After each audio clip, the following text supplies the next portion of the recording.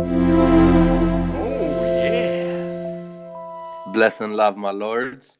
Welcome to another Founder Fridays powered by Red Lion.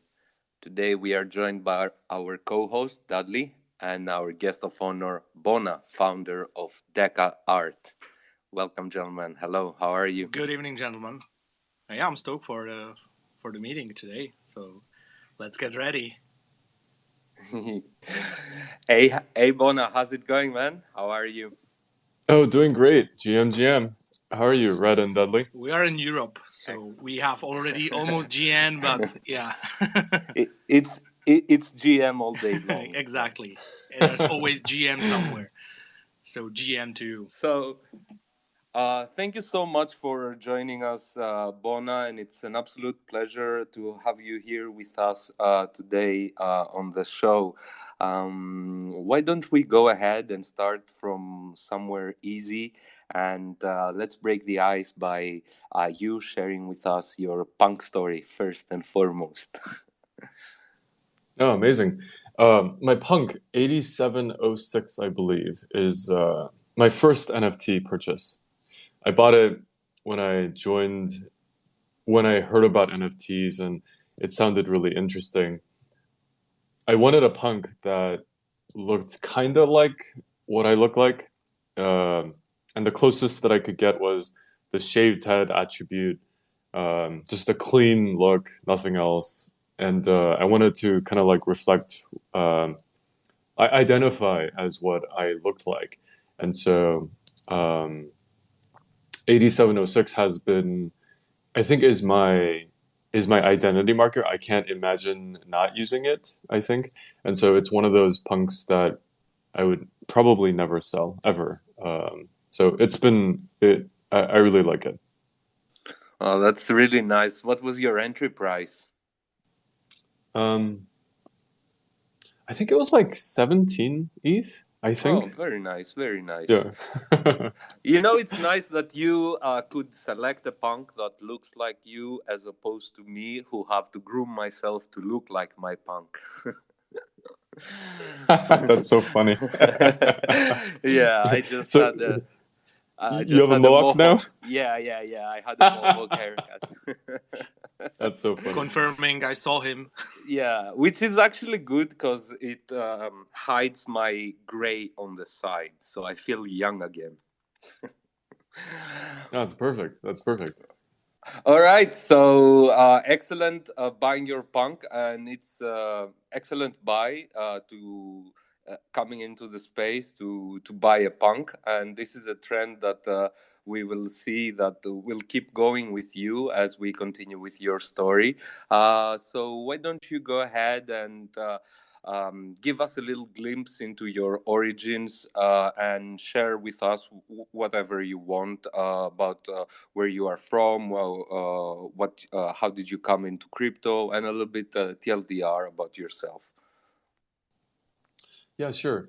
So I grew up in Southern California, and it is of course the state of sun, sunlight.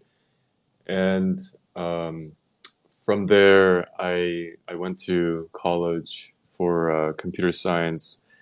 Did a lot of stuff with building out tech in the tech industry, and uh, I won't bore you with all the details of that part, but I can talk a lot about my origin story here in this NFT space. For crypto, the when I was a long time ago, I'm trying to remember the exact date. I think it was 2012. Like one of my coworkers, I think it was 2012, talked about Bitcoin with me. He was like, "Hey, did you check this thing out called Bitcoin?" And I was like, "Yeah, I heard about it. It was on Hacker News or something at the time. I think it's 2012." And and he was like, "Hey, we should mine this thing together." I looked into it. I ended up not mining at the time, which was of course a big L. Um, but once I think Coinbase came around, I bought a couple Bitcoin. I think at the time, I don't exactly remember how much I actually got. Um, And then that was my intro to crypto. So Was generally, it when Coinbase first was launching? yeah, it's that part of the history is kind of really hazy to me. So I'd actually have to like go through, I don't know, my emails or like my Coinbase transactions to see like when I first got in. But but I was aware of Bitcoin at the time, and I thought it was really cool. But but I was like focused on like boring work, and so I didn't like really get into crypto at Web the 2 time. was more important, more money there. Yeah, it was. It was more top of mind for sure.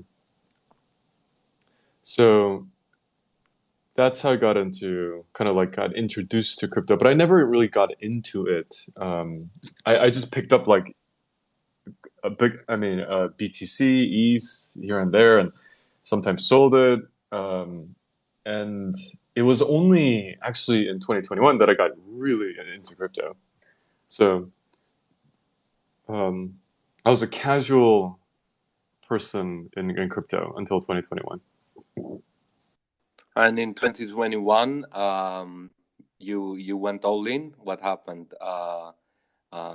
Your conviction was fortified enough to go into crypto and NFTs.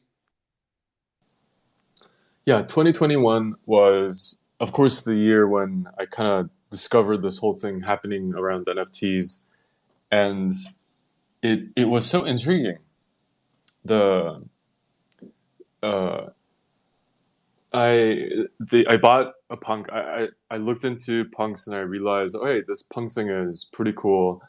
It's one of the first things in NFTs that were created that um, are these like digital objects, and people like trading them, liking them, and using them as their PFPs, and that's how I got into NFTs, and it was so fun, just being able to collect the thing and own it and use it as your picture, a sense of identity.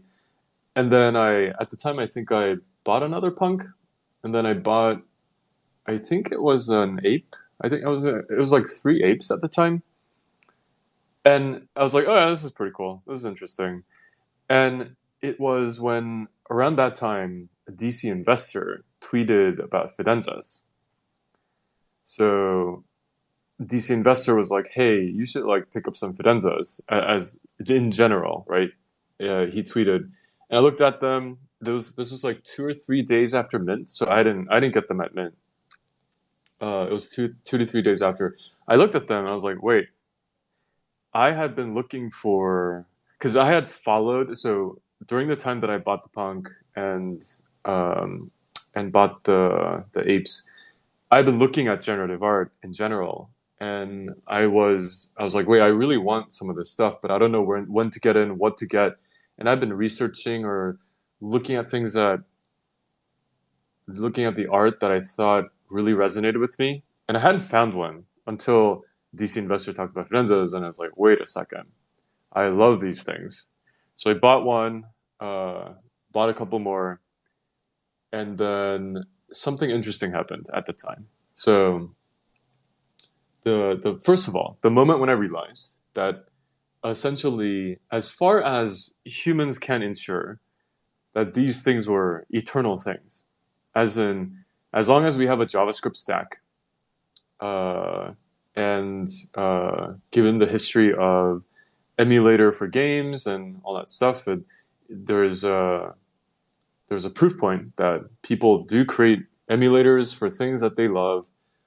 And so, as long as we have a JavaScript stack, and in the future, I guarantee that there will be like an emulator stack for things that like this stuff that has been created. This art blocks, generative art, and other things, they would persist as long as the blockchain was alive. And so that was the moment when it kind of like really clicked for me that we were creating these amazing digital objects with the property that they would be here forever. That's when it clicked. And then, oh, go ahead. No, I was going to say that's when it clicked for you, and you saw the beauty and the artwork and the art of Fidenza. But since then, you became some big advocate for Fidenza, and everything you said came true. Um, I remember you suggesting people to buy Fidenza, and it was like what 0.6 back then, and you were pretty confident this will be going to 100 ETH plus. Yeah, it was interesting that time. To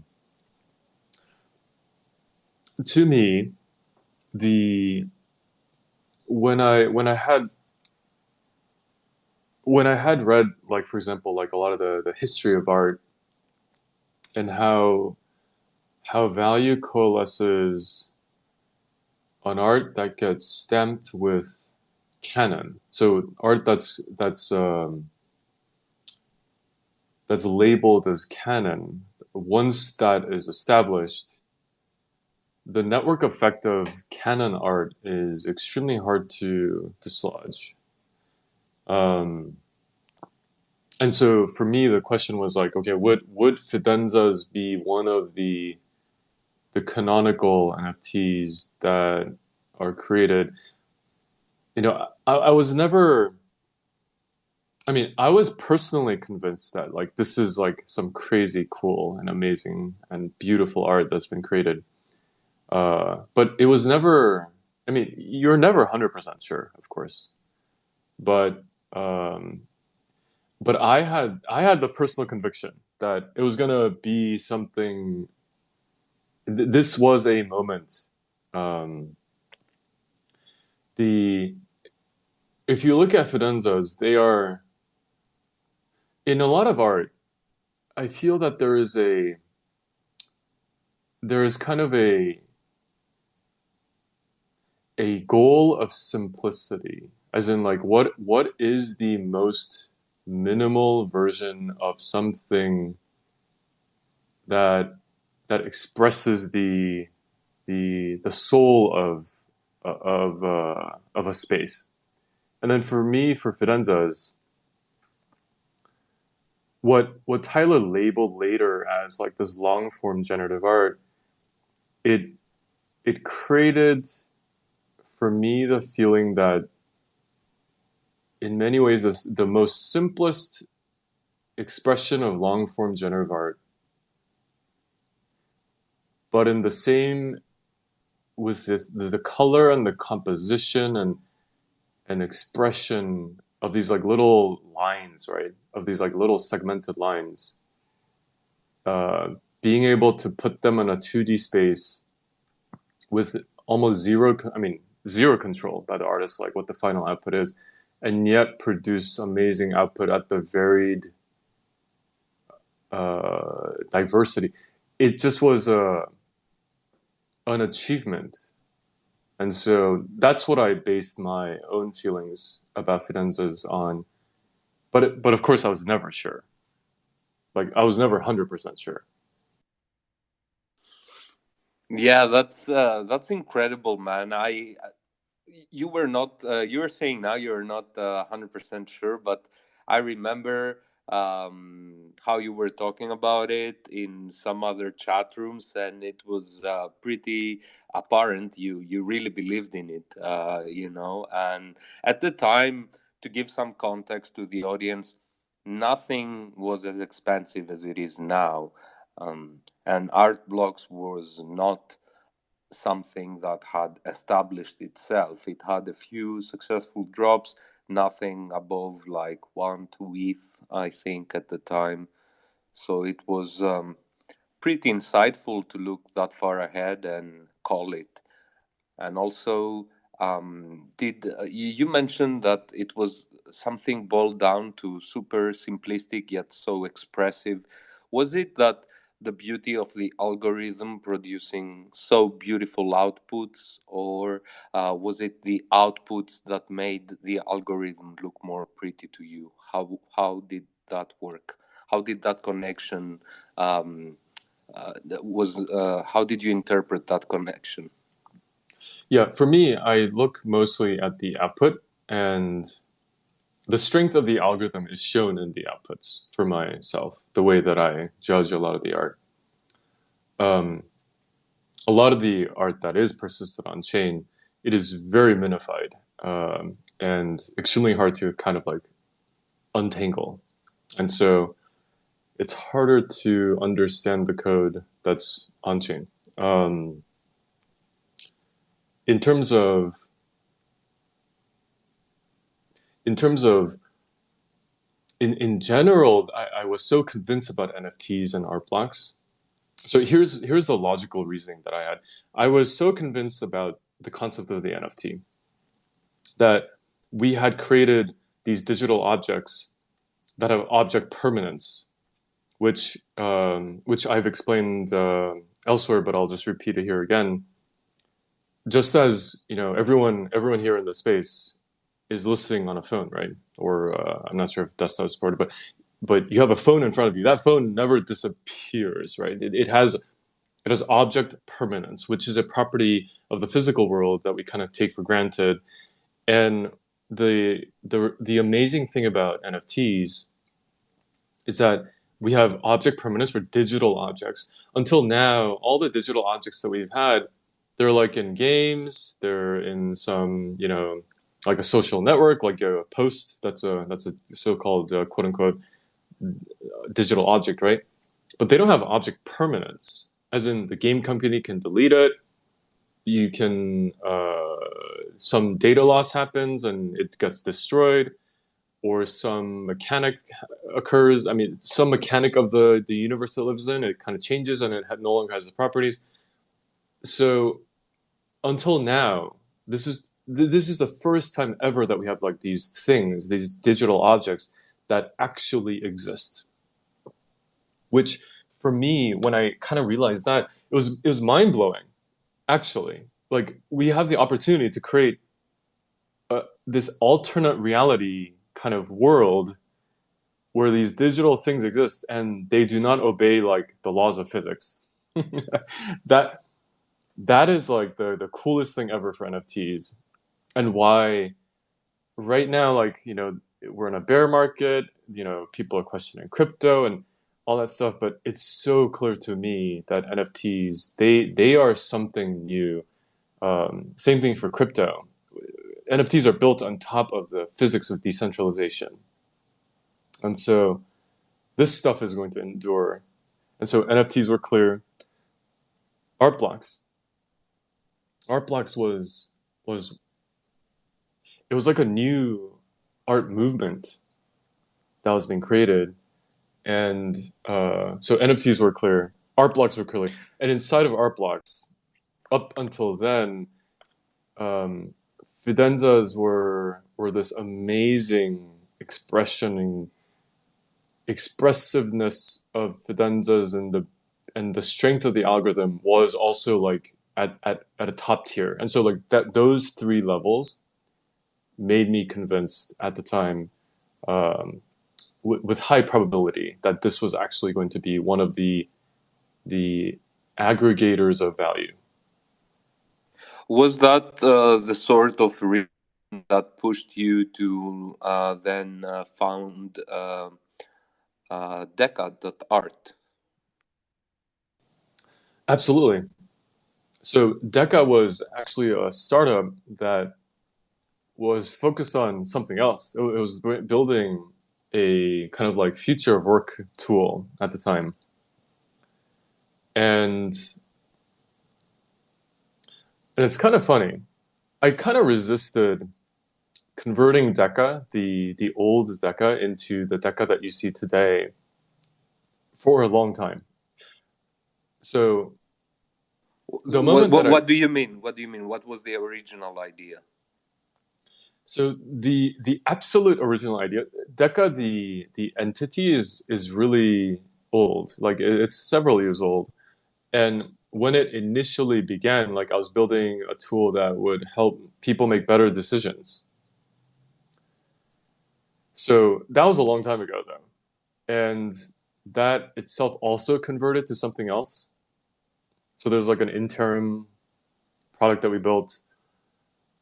And it was during that time that I got into NFTs, and I began to spend more time thinking and collecting NFTs than I was actually thinking about my startup at the time. That was when I realized that it was time to essentially rebuild Deca so that I could focus on this whole exciting space. And it took a while though. It took 3 months of kind of like, wait, what if, and then it was only when it was blindingly obvious that something should exist here did I get into it. Yeah, but congratulations and kudos to you. Everything came together really, really fast, and Deca is pretty established in the NFT space right now. It's huge. Right. And I think one of the members in the community kind of described it this way, and I thought it was really cool. Mhm. So they described it as Deca is their third home for artists, and third home meaning not your home, and then not your work, and then that's the third place for artists. And so Deca has turned into something that is really special. The community there, I love the people in Deca. The kind of creativity, the kind of like openness to the warm openness that people have in the Deca community. It is something that cannot exist in Web 2. And even in Web 3, it is rare to find. And so I'm so grateful to be part of this whole world that has been created by us and the community, all together, the entire community. And it's only happened in really 6 months. So Deca.nyc, that was in June, right? And so it was June when we launched the Decuon. And so it's been 6 months. It feels like 6 years, in a good way. Yeah, it feels like Deca has been there. I mean, since a long time. You mentioned that Deca is the third place, the third home for artists. I really, really love this analogy, and I think what you have built there is something super amazing and super important. You also said that the community that you have found in Deca is something amazing and that you never expected.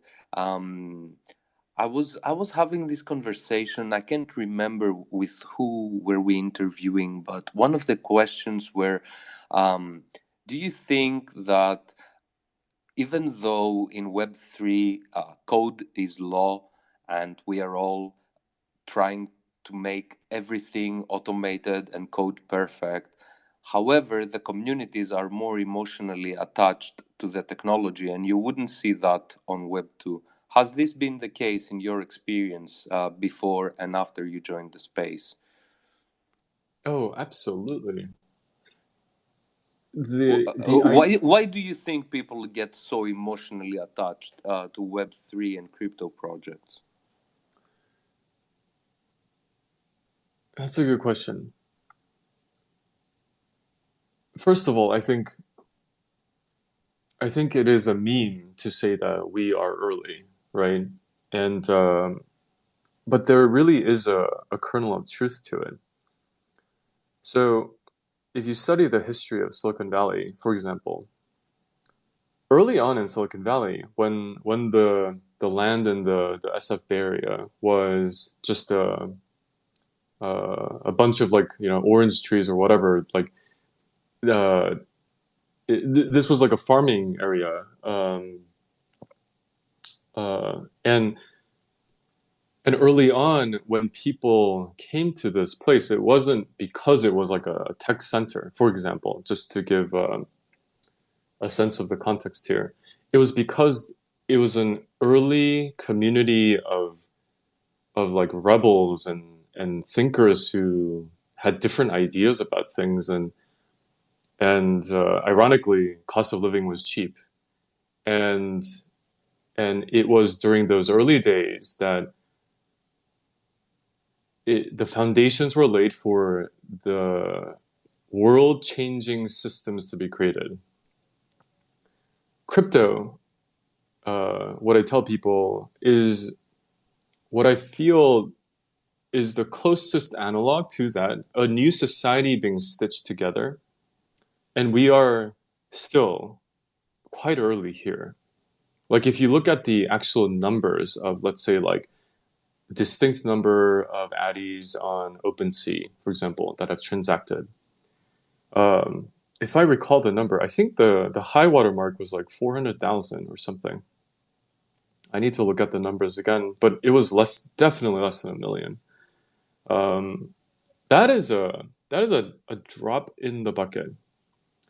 And so one of the biggest, I think, reasons why all of this like feels so close together is because we are at the beginning of what I think is going to be world-changing technology that eventually changes how society is structured.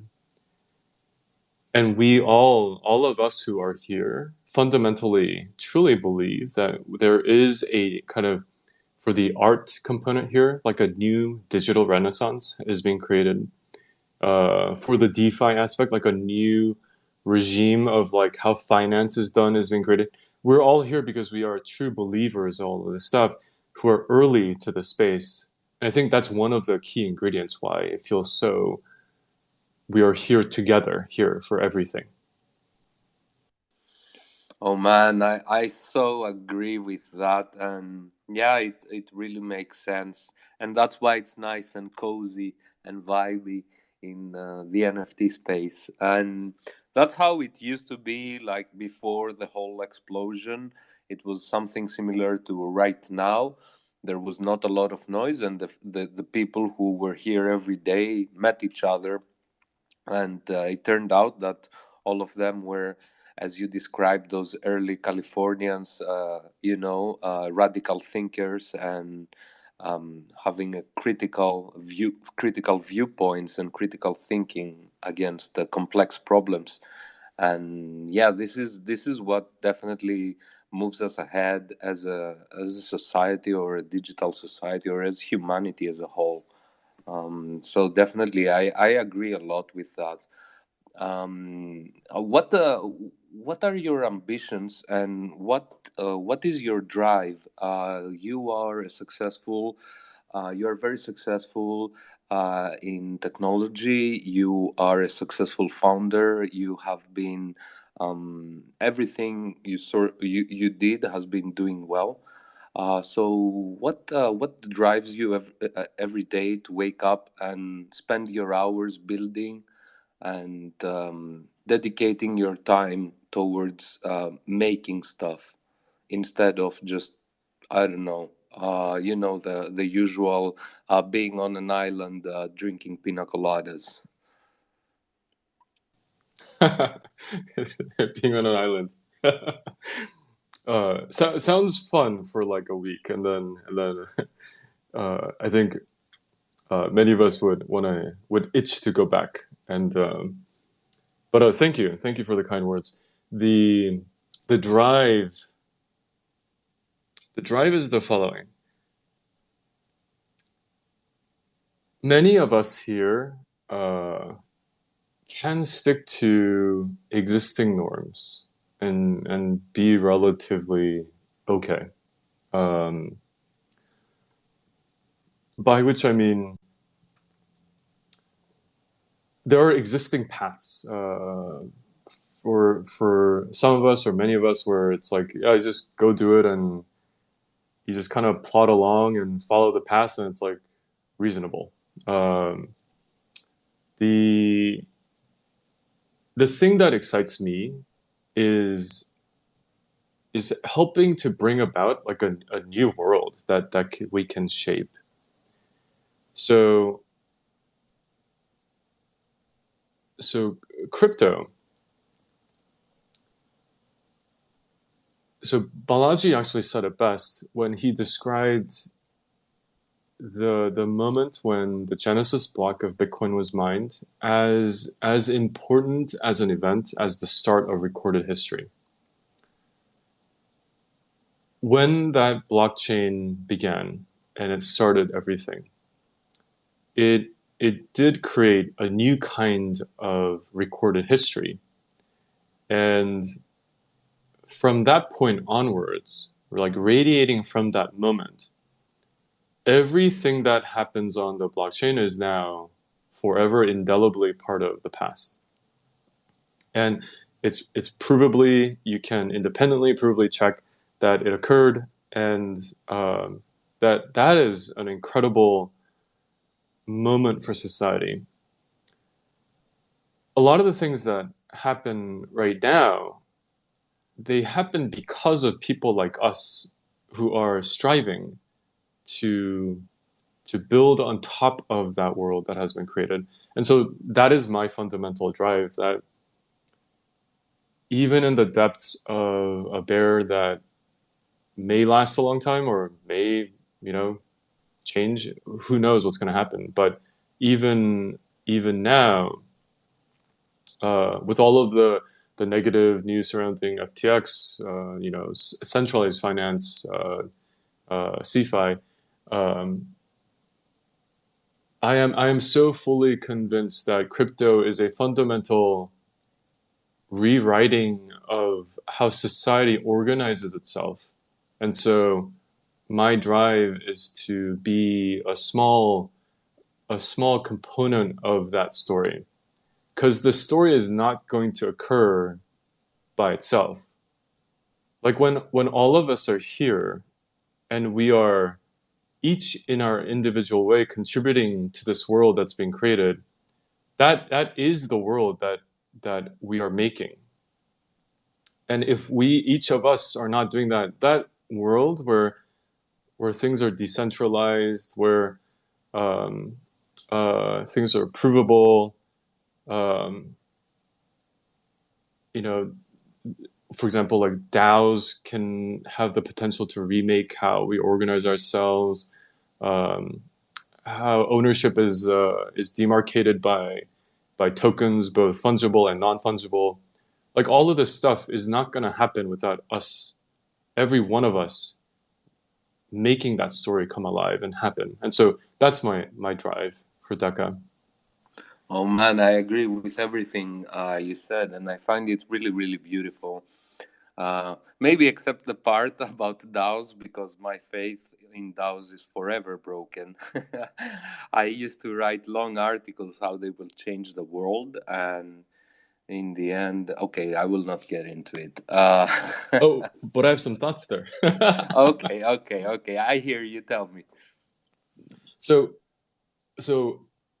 the DAO that you're looking at today is likely not the DAO structure that will be amazing in the future. Like we have for thousands of years tried various forms of human coordination, and a lot of it we call like governments, right?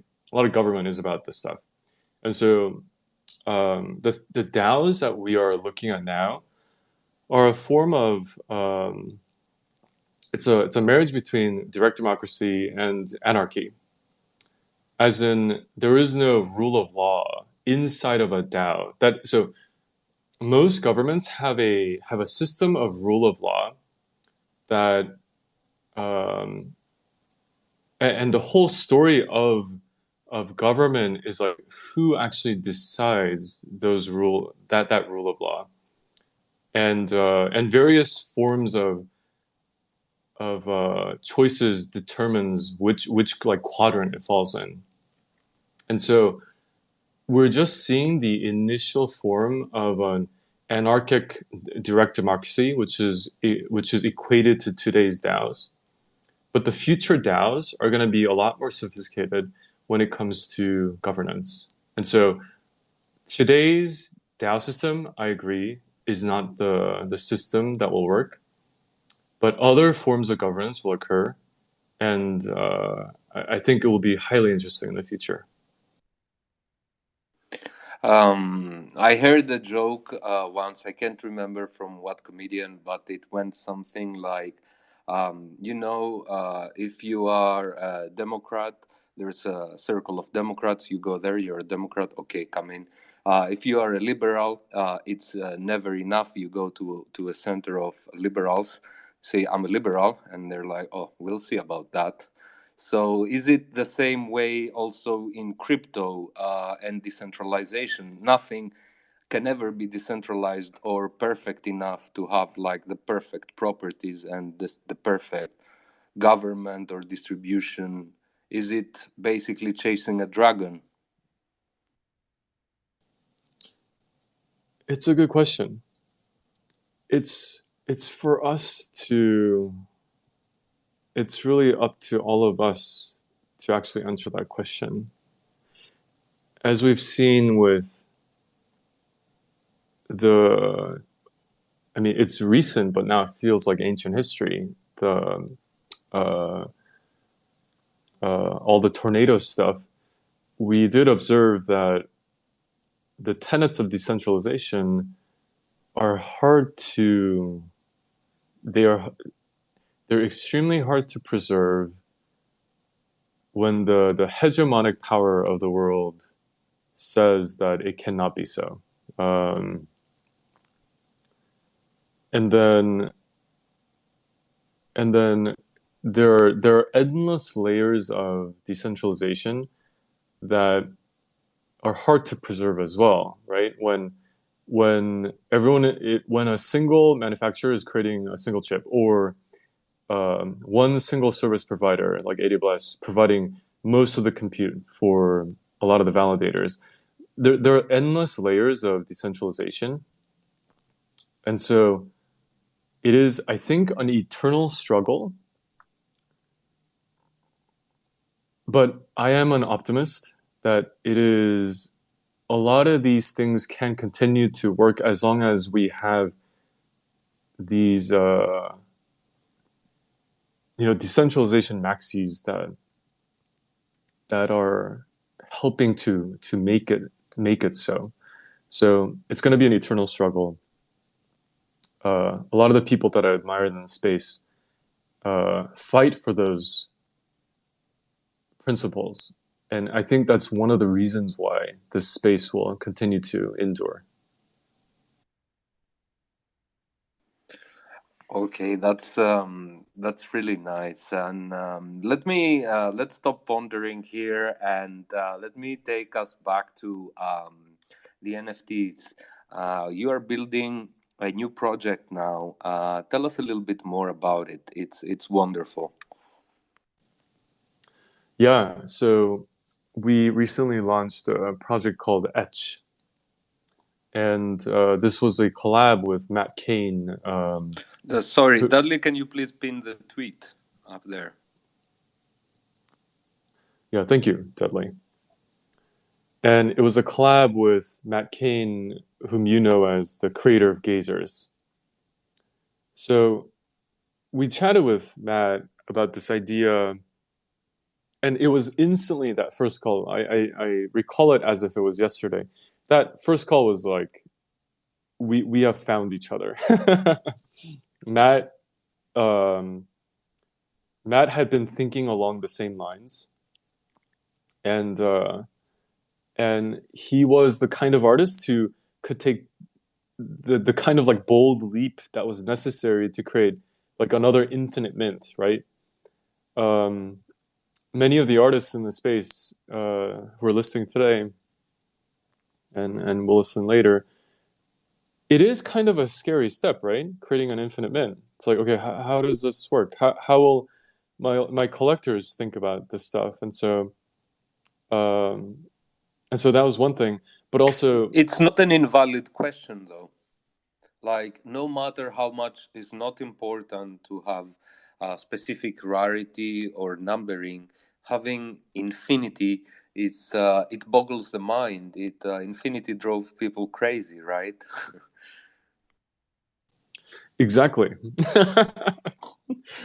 Infinity is definitely one of the crazy things. I mean, if many of you have taken math um, and read Gödel's proof, or um, um, uh, and then this is like ancient knowledge now at this point, but like there are different levels of infinity, and there's an infinite number of infinities, and you do get pretty crazy when you think about infinity.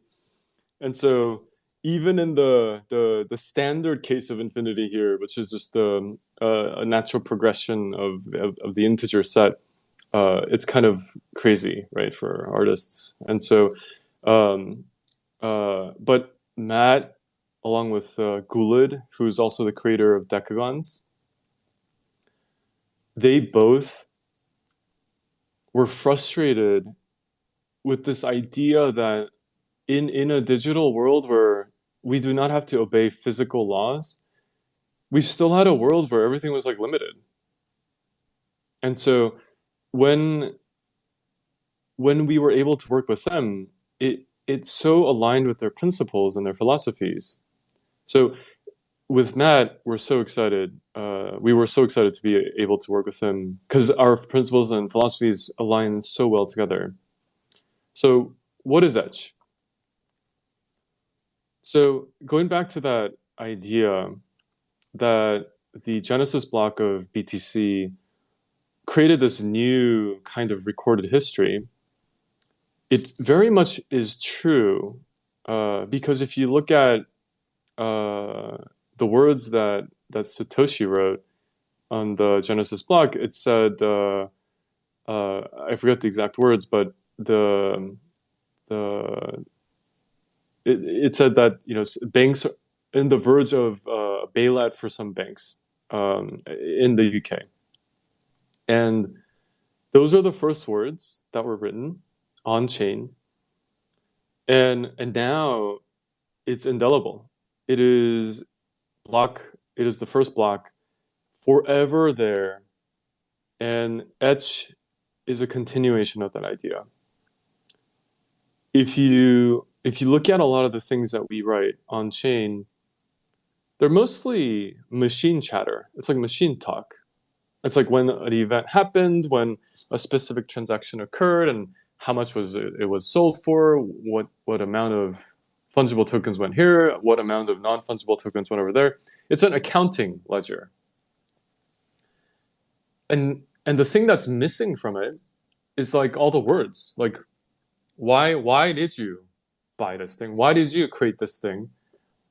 And all of that today, where does it exist? It exists on Discord. It exists on Twitter. And then various websites, personal websites. So we felt that there was something missing here. Like, you do not, as artists or creators, you do not create things because you wanted it to be sold for some amount. No, you created what you believe is a fundamental creative step that you're taking to express an idea. And so, and of course, yeah, you definitely want it to be sold for lots of money and valued, etc. And 100% agree with that. But there is a thought that underlies it, like why it was created. And so we created a system where you can etch words on chain using Ethereum and Arweave, and we believe that it's a powerful system that can do a lot of things, and I can describe it more. But that's the kind of like genesis of Etch and why we created it. One of the projects that we are doing now with Red Lime Studios is a punk book where there is users give us inputs that we ask, like age, ethnicity, religion of the punk, some adjectives that characterize them, and we curate bios using AI. And when the punk owners will be minting this punk book, their story will be etched in Ethereum. So the text that is for each punk will be going into Ethereum with every mint. And this is what we have been working a lot on. And then I looked at your project and I read what is Edge.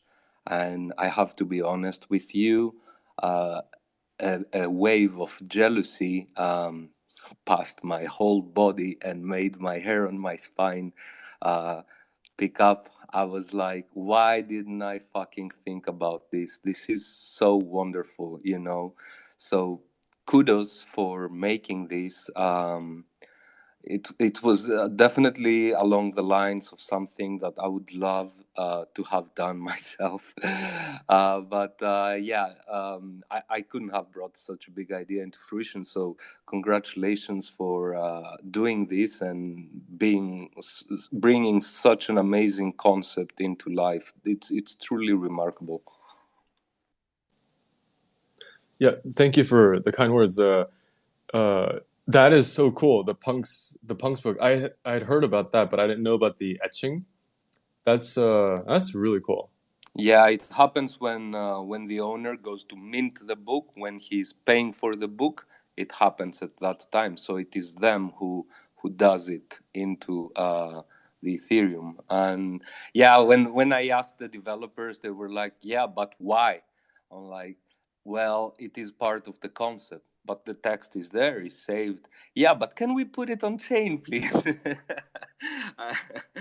We were pushing a little bit to get it there, but yeah, we did it, and it was great. So you can imagine my appreciation when I saw this. I was like, oh man, that is such a beautiful thing. So yeah, I'm amazed, and I'm not so easily impressed anymore. I like to. I am almost old now. But how was it working with Matt Kane, an incredible artist? How how was the experience for you? Experience was amazing. So Matt Kane has the kind of it's the how best to describe it. He's you know the canonical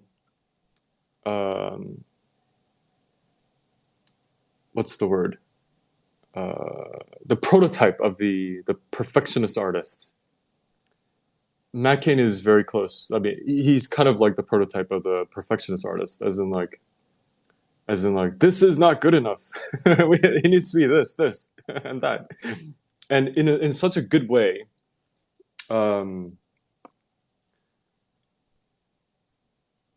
I mean, it working with him, it made me realize, okay, that's why Gazers are the century-long project. Oh, I So want a Gazer so much. Every time I check, the price is more. Why? Why? I want it so much. exactly. By the way, we have a Gazer in the etch competition, and so you could win I will try. a I will Gazer. try my best, but I don't know. I really want one. Every time, man, since the mint, it was 6 ETH. It's going to go down. It's going to go down. 15 ETH. Oh, it's going to go down. Now I don't know. I stopped looking at 25. Yeah, some bad news for you. I think it is. Do you want to know where it Oh is? my God. Is it over 50? No, it's less Okay. than 50. All right. Okay. Yeah, but greater Um, than 25. oh my God. Terrible news. I think I will never get one. I have to make peace with that fact.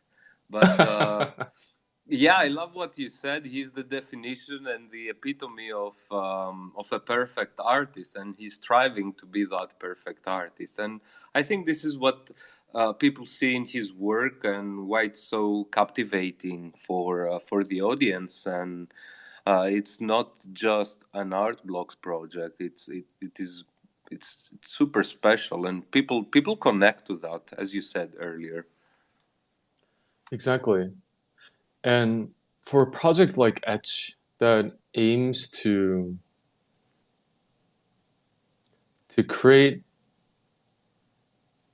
something that will endure until the blockchain itself like dissolves into dust, Matt Cain was the ideal artist. So I don't know how to pronounce his name. Mumont, I think. I should ask him.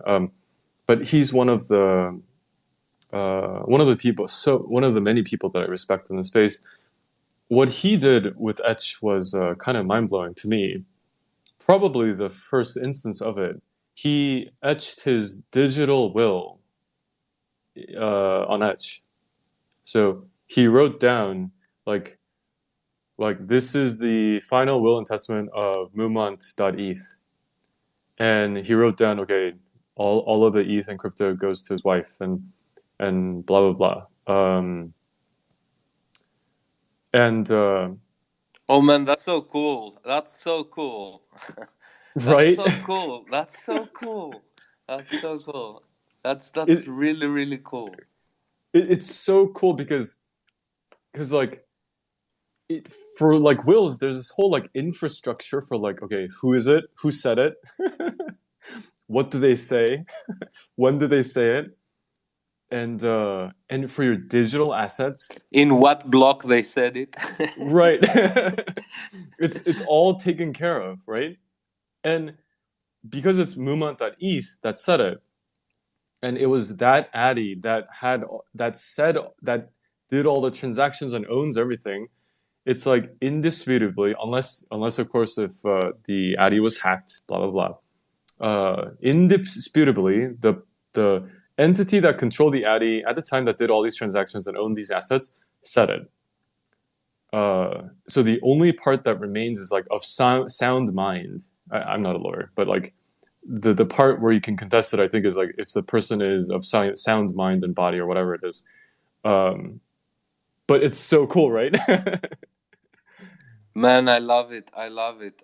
As I said, I was telling the team, we should talk about this. You guys checked it, and I was like, I'm so jealous, man. I love it so much. I love it so much. It is incredible. I mean, it is one of those projects that you don't know the evolution and the ideas that will spark and it will bring to people and how it will be used. It's so nice and so creative and so useful. I mean, it's such a beautiful technological artwork. It's amazing. It's amazing. I really love it, and I do get it. And it's wonderful that you tied it into like a never-ending infinity mint and all of that. It's so smart. I mean, it comes together so nicely. I I I I don't have enough good words to say about it. I loved it so much since the time I saw it. Um, but let's move a little bit to something that I would like to pick your mind about AI. And right before this interview, I just went to type in a tweet that I wanted to nice up on the on the GPT-3, and it was not possible because they said they are experiencing an incredible amount of demand and they need to scale up because they cannot serve. And this is just only, I don't know, 2 weeks since the chat GPT-3 is on. Not even 2 weeks, like 7 days. It took 5 days to pass 1 million users. What do you think AI is bringing for us now? Not in the long term, but right now. What is coming imminently? I'm as many are super excited about the potential of generative AI. So one thing to remember um, with all this stuff is generative AI does not create net new knowledge. That's one of the biggest things. So the thing that excites me about this whole thing right now is that as long as the cost can be kind of like brought down, it can be this accelerator of our productivity in crazy terms. As in, all of the boring work that you do no longer needs to be spent, and it can be spent on trying to create like net new beauty, net new knowledge, and we can spend it on all the high leverage things. And so, um, in our popular culture, we kind of like talk about how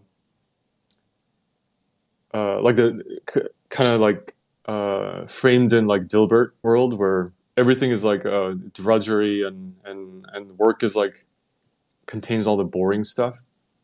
Well, the world has arrived that all of that drudgery can actually be destroyed, and then every single person on this planet can, if the costs actually make sense, can just focus on creating net new knowledge. That is crazy. And so like for us in this space, for example, if an artist wanted to like iterate through ideas, they no longer have to like create these like, I mean, they certainly should for various other reasons, but if you wanted to sketch an idea and just kind of see like what it feels like and how it looks, you can just do that with a couple like words, and then the time it took you to create that, you just cut it down by like 10 or 100x. And so the rapid iteration of the art that you can create can accelerate in some incredible ways. And then the really interesting thing also is this kind of technology often has unintended consequences. So, you know, one thing that we were talking about at DECA recently, one of the people in the core team, is like a really watch aficionado, and so we're like talking about the history of watches. And if you look at the history of watches, there's a spring. I forget there's a word for it. It's called a mainspring, or there's this word that actually it's a spring that controls the time, and to get it accurate, that spring has to be designed to remarkable tolerances. And this was, before we had the kinds of incredible precision machinery that we had, and people had to handcraft it, right? That was the world. And then quartz came along, and those springs were no longer necessary, right? Because quartz has some physical properties when you apply electricity to it that you can accurately tell time. And what happened was, the unintended consequences of that was it created the kind of like this almost universal appreciation for human-made objects. And then the price for those things went to the sky. Now, when quartz was introduced, right, what did people think probably at the time? I mean, I wasn't there, right, at the time, but my hypothesis is that, oh, wow, the quartz is here. It's going to destroy all of watchmaking, and everything's going to be ruled by quartz, and that's the future. And almost the both things happened. One is like the universal spread of time-making devices appeared, and then a whole new appreciation of handmade things occurred. And so I think it is. I think these like brand new technologies have unintended consequences for art. I think that my hypothesis is that human-made things, especially those things that push the boundaries, they will become extremely valuable and appreciated by humans until we are replaced by robots. And so I'm extremely excited about the potential of generative AI, not just for art, but everything. Yeah, I mean, human-made stuff is so undervalued today, right? Someone putting their actual effort and time and using their body to create something that's going to be, if not al- if it isn't already a thing of the past, for sure. um I mean, we can see it. Humanity used to need 100-hour week work weeks per person to keep going. Now it's down to 40, and a lot of the creative and complex tasks are being offloaded to AIs now, which is definitely helping humanity.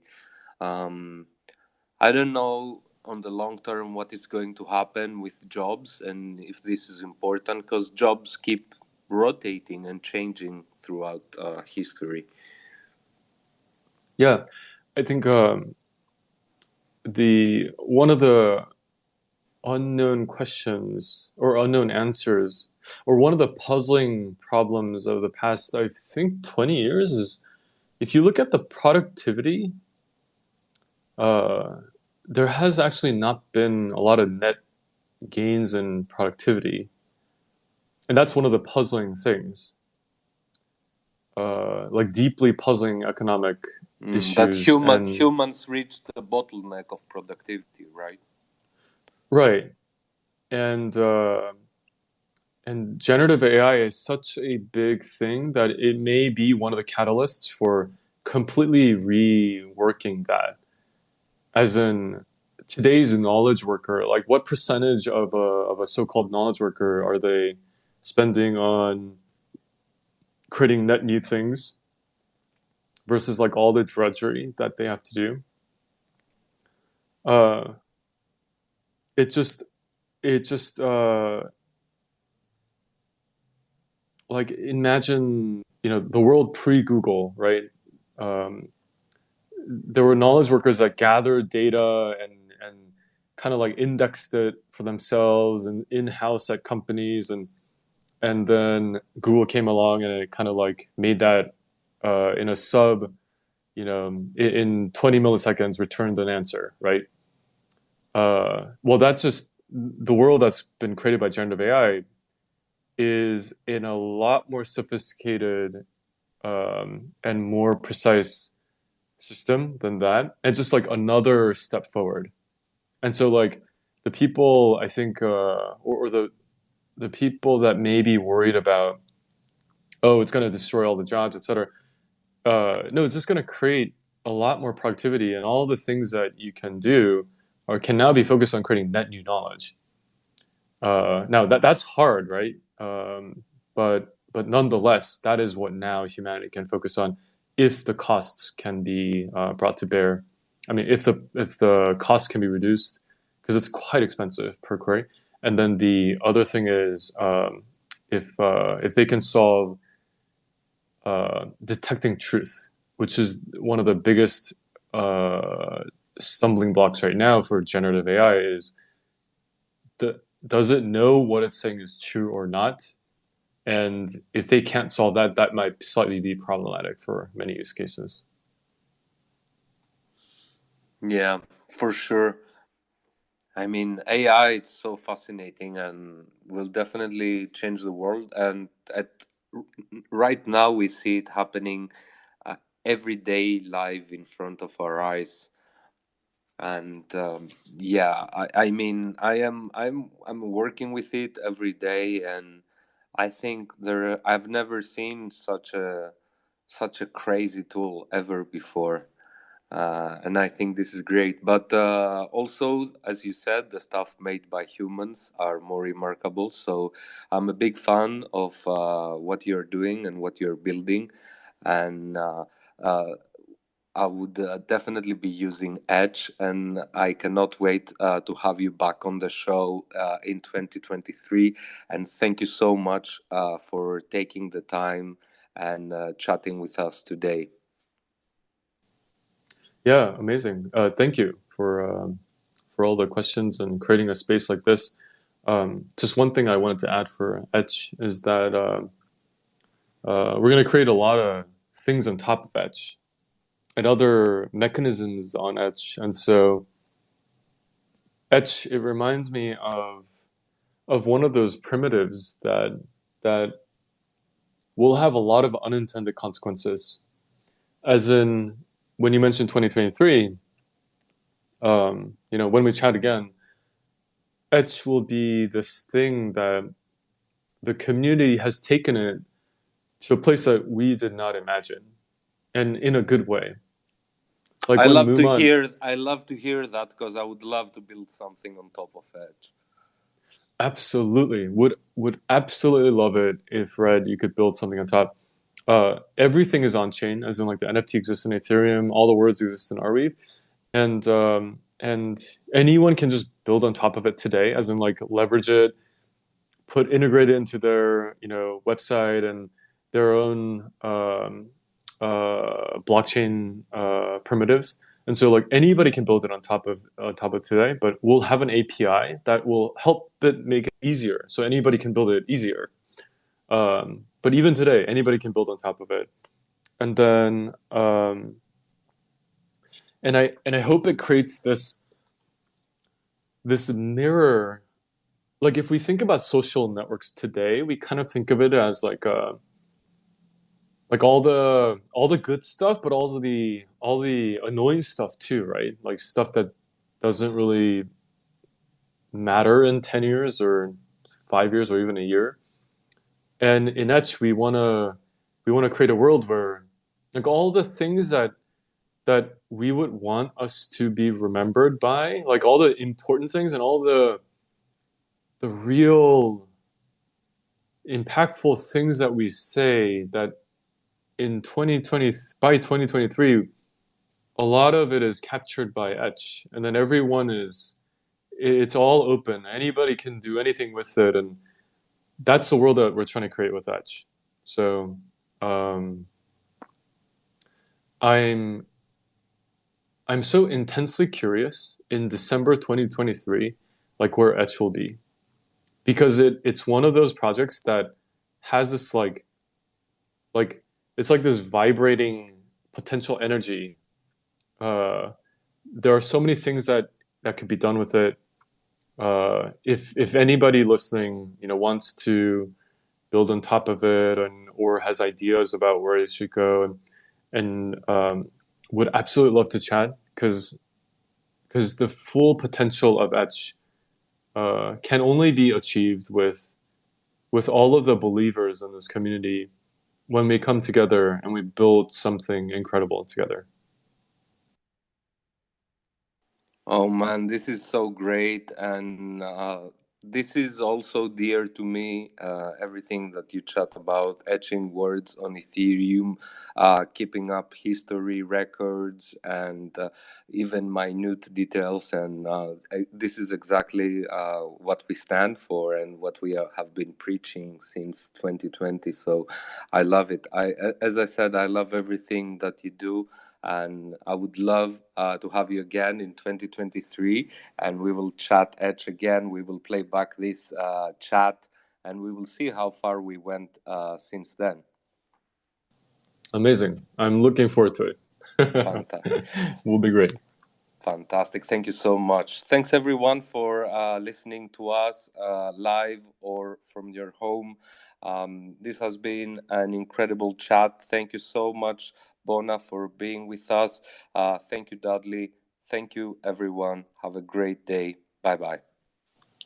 Bye. Thank you, guys. Goodbye.